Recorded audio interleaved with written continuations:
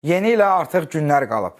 Amma əvvəlki illərin ab-havası heç yoxdur. Bu arxadakı dekorasiya sizi allatmasın. Özünüz də bilirsiniz ki, yeni il əvvəlki kimi deyil. Əvvəllər dekabrın əvvəlindən hər yan yeni ilin rəngini alırdı. Musiqilər, uşaqların səs-küyü, hamısı yeni ili xatırladırdı. İndi çöldə oynayan uşaq qalıb, hamısı evdə, telefon əllərində, hamısı da öz dünyasında. Qoca kişilər kimi danışmış olacam, amma belədir də. Bizim vaxtımızda yeni il daha çox yeni il idi. Bəlkə yeni ilə lap az qalmış qar yağsa, atmosfer qaydar. Amma onda da yollar pis günə qalacaq. Hara baxırsan yarımçıq nəsə var. Bəzi adamlar var ki, onlar üçün bayram günü filan yoxdur. Onları həmişə gözlənilməz hadisə gözləyir. Fövqəladə halların işçilərini deyirəm. Bu səfər dənizdə batmaq üzrə olan şəxsi xilas eləyiblər. Bax, qışın günündə sənin nə işin var suyun içində? Camaatın balası da bu soyuqda düşüb səni dalınca xilas eləyir. Ay gözəl insanlar, niyə diniz dayanmırsınız? Onsuz bu dünyada yaşamaq çətindir. Çətin olan bir şeyi niyə də daha çətinləşdirirsiniz? Bu iki nəfərə baxın. İranla sərhəddə narkotik keçirmək istəyəndə saxlanılıblar. Bunların xarici görünüşündən görsənir ki, bunlar elə ilk işdə tutulublar. Milləti zəhərləyən, milləti ölümə göndərən adamlardan ikisi bunlardır. Narkotik satışı, narkotikin təbliği elə bir şeydir ki, heç bir ideologiyada buna bəraət yoxdur. Ayıbdır sözü ilə də bu hadisəni ifadə eləmək olmur. Ayıbdır sözünü sərnişini təhqir edən taksi sürücüsünə demək olar. Deməli, müştəri sifarişi ləğv eləyə bilməyib, sürücü də onu söyüb. Bəzən o qədər taksi sürücülərinin belə hərəkətlərini görürük. Adam elə bilir ki, harda tərbiyəsiz adam var, işə götürüblər. Bu kimi adamlara görə bütün taksi sürücülərinin adı batır. Müştəri fakt deyir ki, sənə qədər bir neçə dənə sifarişi ləğv elətdiriblər. Yenə eləsəm hesabın bloka düşəcək və buna görə də sürücü müştərini söyüb. Bu nifrətlə, bu çobudluqla hara qədər getmək olar? İnsanlar özlərini qarşı tərəfin yerinə qoymağı öyrənsə, hər şey qaydasına düşəcək. Nəyi ki özünüzə rəva bilmirsiniz, qarşınızdakı adama da rəva bilməyin. Sırf buna riayət eləsək, bütün münasibət məsələlərimiz düzələcək. Deməli, dayanacaqda bir qadın içində 6000 pul olan çantasını unudub. Başqa bir qadın da bu çantanı tapıb,